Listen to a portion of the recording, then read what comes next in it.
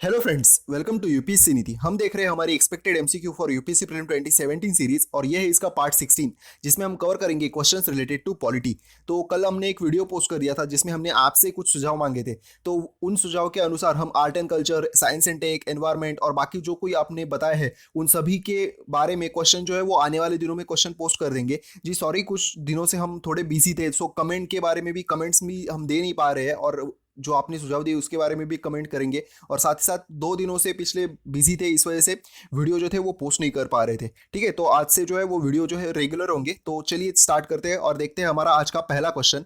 तो first question is consider the following about pardoning power of the president and the governor and which of these are correct. तो देखिए, ये जो polity की series है ना, इसमें सिर्फ एक्सपेक्टेड क्वेश्चन हम जो अभी पिछले एक साल से न्यूज में थे उन्हीं पे फोकस कर रहे हैं। तो सबसे पहले जो है वो है pardoning power of the president and government. ठीक है, तो हमें बताना है इनमें से कौन से करेक्ट है। तो first is in case where the convict is sentenced to the death penalty, the president and the governor both can exercise the right to pardon। ठीक है, मतलब पार्डनिंग की जो एक्सरसाइज होती है, मतलब ये जो राइट है वो प्रेसिडेंट और गवर्नर इन दोनों को है, ऐसा फर्स्ट स्टेटमेंट है। And next is the president has the right to pardon punishment of the sentence given under the court martial whereas the governor doesn't have this power. ठीक है, मतलब जिनका कोर्ट मार्शल हुआ होता है उनके लिए भी प्रेसिडेंट जो है वो पार्डन जो अपना राइट है उसको यूज कर सकते हैं, लेकिन गवर्नर जो है इनके लिए ये पावर जो है वो दी नहीं गई। ठीक है, कोर्ट मार्शल किया जिनका है उनको पार्डन करने की पावर जो है वो गवर्नर को है नहीं, ऐसा ही हमारा ऑप्शन है। तो हमें बताना है इनमें से कौन से करेक्ट है। तो देखिए, इसका जो आंसर है ना वो ये देखिए, ये जो फर्स्ट है ये बात इनकरेक्ट है,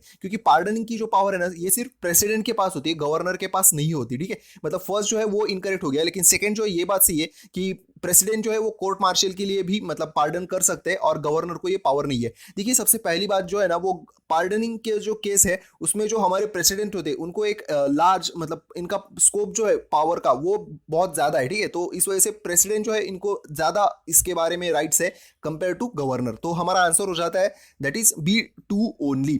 तो देखिए, pardoning power of president and governor इसके बारे में देख लेते हैं। सबसे पहले प्रेसिडेंट की जो पावर आती है वो आती है आर्टिकल 72 से, और गवर्नर की जो पावर होती है इसके बारे में वो होती है आर्टिकल 161 से।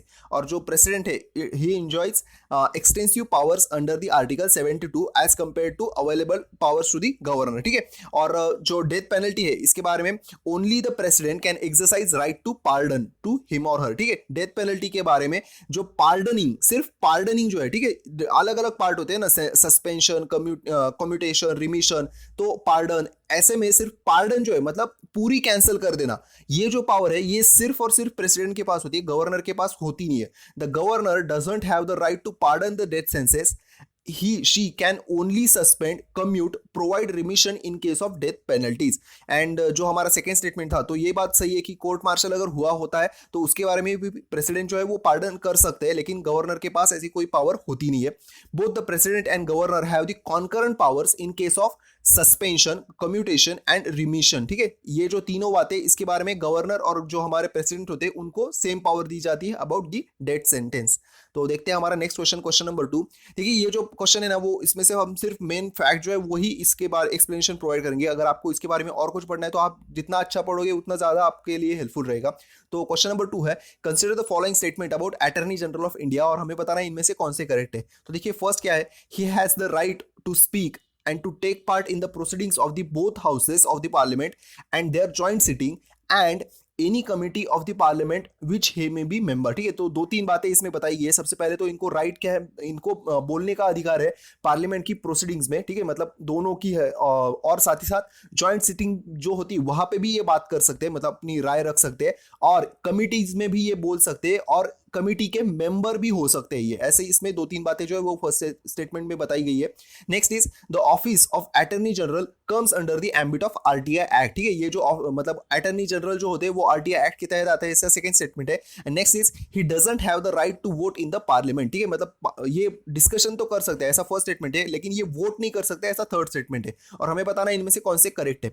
तो देखिए, इसके बारे में ये जो बात है ना कि ये वोट नहीं कर सकते, तो ये बात सही है, मतलब हमारा थर्ड स्टेटमेंट जो ये तो फिक्स करेक्ट है। आप जानते होंगे वोट कर सकते हैं, हमने हमारे पिछले जो वीडियो थे उसमें भी कवर कर लिया था कि अटॉर्नी जनरल जो है वो वोट नहीं कर सकते, ये बात सही है, थर्ड स्टेटमेंट है। मतलब देखिए, हमारा ए ऑप्शन गलत हो गया, अभी बचे 2, 3, 1, 3 एंड ऑल।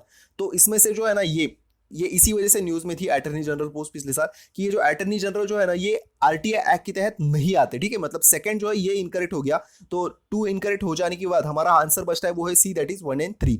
तो ये जो बात है ये जॉइंट सिटिंग पार्लियामेंट की प्रोसीडिंग इसमें बोल सकते हैं, कमेटी के मेंबर हो सकते हैं और कमेटी में भी बोल सकते हैं, ठीक है। मतलब 1 and 3 जो है ये बात इसके बारे में सही है। सो हमारा आंसर हो जाता है C, that is 1 and 3 only. तो देखिए जो हमारा दिल्ली हाई कोर्ट है इसने बता दिया है कि ऑफिस ऑफ अटर्नी जनरल ये जो होता है ना ये हमारे आरटीआई एक्ट के तहत नहीं आता। क्यों? क्योंकि he is not a public authority, ठीक है, it is not a public authority, तो इस वजह से ये आरटीआई एक्ट के तहत नहीं आते। बाकी जो कॉन्स्टिट्यूशनल पावर है अटर्नी जनरल की कुछ बेसिक जो है वही हम देख लेते हैं। ये बनाई गई थी आर्टिकल 76 के तहत, ये हाईएस्ट लीगल ऑफिसर होते हैं कंट्री के। आर्टिकल 88 के तहत इनको कुछ राइट जो है वो उनका मेंशन कर दिया गया है, that is Attorney General with respect to the houses of the parliament and committees which include, तो कौन कौन से? He has a right to speak, take part in proceedings of both houses of the parliament and joint sitting of and any committee of the parliament which he may be member, ठीक है। मतलब ये बोल सकते हैं कहाँ कहाँ पे? प्रोसीडिंग्स में, जॉइंट सिटिंग में और कमिटी में, और ये कमिटी के मेंबर भी हो सकते हैं, but he doesn't have the right to vote in parliament, जो हमारा थर्ड स्टेटमेंट था। And next is article 105 defines the power, privileges and immunities of the attorney general are similar to the members of the parliament, ठीक है। ये बात जो है ये एक इंपॉर्टेंट फैक्ट है कि इनकी जो बाकी पावर्स, प्रिविलेजेस और इम्यूनिटी जो होती है वो मेंबर ऑफ पार्लियामेंट जैसे होते हैं उन्हीं की तरह होती है, और ये आता है आर्टिकल 105 में। तो नेक्स्ट क्वेश्चन देखते हैं, हमारा third question, consider the following statement regarding NHRC in India. तो एनएचआरसी के बारे में हमें कौन सा स्टेटमेंट करेक्ट है ये बताना है। देखिए एनएचआरसी जो था ना वो पिछले साल हमारे जो सीजेआई जो थे उन्होंने एनएचआरसी के बारे में कुछ स्टेटमेंट किया था, तो जुलाई के बाद ये एनएचआरसी कंटिन्यूसली न्यूज में था, और बाकी भी ये एनएचआरसी जो है वो साल भर में किसी न किसी बातों की वजह से न्यूज में था। तो देख लेते हैं इसके बारे में। तो first is it is a statutory body establish in 1993। तो दो बातें बताइए इसमें भी। सबसे पहली तो ये स्टैट्यूटरी बॉडी है और ये कब फॉर्म कर दी गई थी? तो 1993 में, ये ऐसा फर्स्ट स्टेटमेंट है। Next is the act extend to the state of Jammu and Kashmir, मतलब एनएचआरसी जो है ये जम्मू और कश्मीर के लिए भी हमने एक्सटेंड कर दिया है, ऐसा सेकंड स्टेटमेंट है। Next is this body is responsible for protecting and promoting the human rights related life, liberty, equality, dignity and individual as guaranteed by the Constitution of India and international conventions, ठीक है। मतलब अगर आप NHRC का full form जानते होंगे तो ये क्या है? नेशनल ह्यूमन राइट कुछ तो कमीशन या ऐसा कुछ तो है, सी का फुल फॉर्म, लेकिन ये ह्यूमन राइट्स के लिए काम करता है। तो मतलब सी जो स्टेटमेंट है, थर्ड जो स्टेटमेंट है, ये बात तो हमारी सही है, ठीक है। लेकिन ये जो स्टैट्यूटरी बॉडी है या नहीं ये हमें पता होना चाहिए, ये कब बनाई गई थी ये पता होना चाहिए, और ये जम्मू कश्मीर के लिए एक्सटेंड होता है या नहीं ये पता होना चाहिए। तो देखिए इसमें से ये जो है बात है कि ये स्टैट्यूटरी बॉडी है, जी हाँ ये स्टैट्यूटरी बॉडी है, 1993 में फॉर्म कर दी गई थी, ये बात भी सही है। मतलब फर्स्ट स्टेटमेंट और थर्ड स्टेटमेंट हमारे सही है। सेकंड इनकरेक्ट है क्योंकि ये जो है ना ये जम्मू कश्मीर पे एक्सटेंड नहीं होता है, तो हमारा आंसर हो जाता है C, that is 1 and 3 only. तो देख लेते हैं इसके बारे में भी। ये स्टैट्यूटरी बॉडी है, 1993 में बनाई गई थी। इसके ये जैसे स्टैट्यूटरी बॉडी है ना तो ये आती है ह्यूमन राइट एक्ट 1993 के बारे में, और इसके फंक्शन क्या है? तो जो हमारा थर्ड स्टेटमेंट था, it is responsible for protecting and promoting the human rights related to life, liberty, equality, dignity of individual as guaranteed by constitution of India, ठीक है। और ये जो इनके जो रिकमेंडेशन होते हैं एनएचआरसी के, ये बाइंडिंग नहीं होते, ठीक है, ये बाइंडिंग नहीं होते। And NHRC can not investigate in a case if complaint was made more than 1 year after the incident. मतलब अगर अभी मतलब आज कंसिडर कीजिए कि आज 17 मई है और 16 मई 2016 के बारे में अगर कोई केस हुआ होगा, मतलब 1 साल पहले, तो ये एनएचआरसी जो है वो ऐसी केसेस में दखल नहीं दे सकता, ठीक है, इन्वेस्टिगेशन नहीं कर सकता। एंड ये जो है ना ये जम्मू कश्मीर के लिए एक्ट जो है वो एक्सटेंड नहीं कर दिया गया है। And NHRC do not have any kind of contempt powers, thus it cannot penalize authorities who do not implement its recommendation at the time bound manner। मतलब कंसिडर कीजिए कि इन्होंने कोलकाता में कोई जो ऑफिसर्स होते हैं उनको कुछ बता दिया कि आपको ये काम करना है, लेकिन वो ऑफिसर जो है, मतलब मैं जस्ट एग्जांपल दे रहा हूँ कोलकाता का, मैं ऐसे बता उनका नाम खराब नहीं करना चाहता, अगर वहां पे जो कोई लोग हैं उन्होंने जो ऑफिसर्स है उन्होंने इनका काम नहीं किया तो ये अपने बारे में कंटेम्प्ट ऑफ पावर इसका यूज नहीं कर सकते, और इसी वजह से ये उन ऑफिसर्स को, अथॉरिटीज को पेनलाइज नहीं कर सकते, ठीक है। तो ये एक बात इंपॉर्टेंट है, इसके बारे में की फैक्ट है, याद रखिए। तो देखते हैं हमारा next question about net neutrality. तो ये नेट न्यूट्रलिटी जो था ये पिछले साल मतलब 2-3 सालों से कंटिन्यूसली न्यूज में है, तो ये क्या है, ऐसा हमारा क्वेश्चन है। तो फर्स्ट क्या है, it means to price the same data rate for all the sites, ठीक है, डाटा रेट सेम होना चाहिए, ऐसा फर्स्ट स्टेटमेंट है। Next is it means to give more access speed to the sites for which user pay more, ठीक है, तो मतलब किसको ये ज्यादा पे करते हैं उसको ज्यादा स्पीड देना है, ऐसा बी स्टेटमेंट है। Next is it means to treat all the content sites and platforms equally on the public information network, ठीक है, तो यहाँ पे इक्वली कंसिडर करना है, ऐसा सी स्टेटमेंट है। Next is it means to give ranking to the site as per their uses and depending on that ranking their access speed is decided, ठीक है, मतलब जो एक्सेस स्पीड जो है वो कैसे डिसाइड होगा ये इसमें डी के बारे में बताया गया है, ऐसे हमारा स्टेटमेंट है।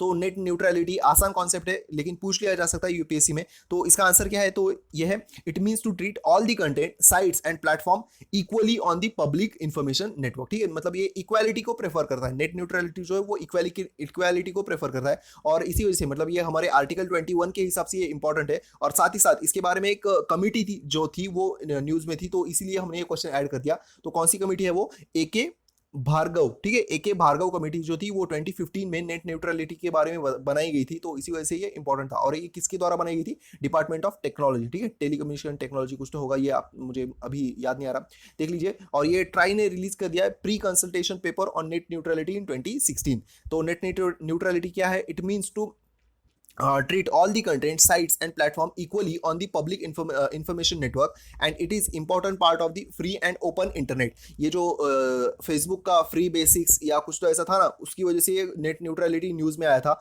Next is it enables access choice and transparency of the internet to the every user. तो नेक्स्ट क्वेश्चन देखते हैं, हमारा आज का last question, consider the following statement regarding FCRA 2010। तो ये क्या है होता है, ये हमें सबसे पहले पता होना चाहिए। It is foreign contribution regulation act 2010 का।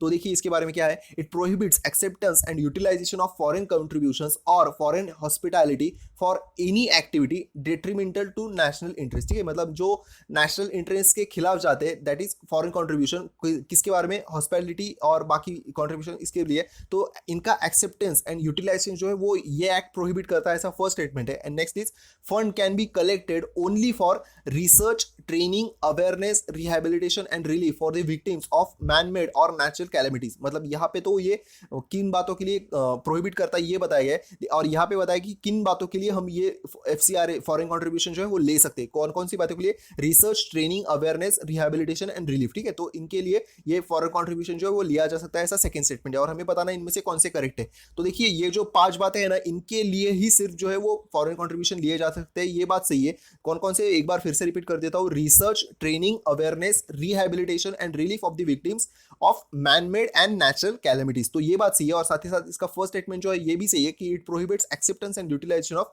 Foreign contributions or foreign hospitality for activities detrimental to national interest, ठीक है, ये नेशनल इंटरेस्ट, इसी की वजह से ये जो एक्ट जो था ये पिछले साल भर से न्यूज में था, तो इस पर भी क्वेश्चन हमने ऐड कर दिया। तो देखिए इसका जो आंसर है वो है C, that is both 1 and 2 correct. तो FCRA के बारे में देख लेते हैं, ये 2010 में इसका एक्ट आया था। It regulates the acceptance and utilization of foreign contribution for national interest, ठीक है, और एसोसिएशन एंड कंपनीज की कौन किसके किसको इसको ये मतलब यूटिलाइजेशन कैंसिल कर रहा है, तो foreign hospitality by certain individuals और एसोसिएशंस और कंपनीज, ठीक है, इनके लिए ये जो FCRA जो है वो बैन करता है। Next is it prohibits acceptance and utilization of foreign contribution or foreign hospitality for any activities detrimental to national interest। And next is funds can be collected only for research, training, awareness, rehabilitation and relief of victims of man-made and natural calamities, maintenance of buildings and real estate, philanthropic activities, ठीक है, philanthropic activities जो है वो इसमें मतलब इसके लिए जो पैसे हैं वो लिए जा सकते हैं, ठीक है।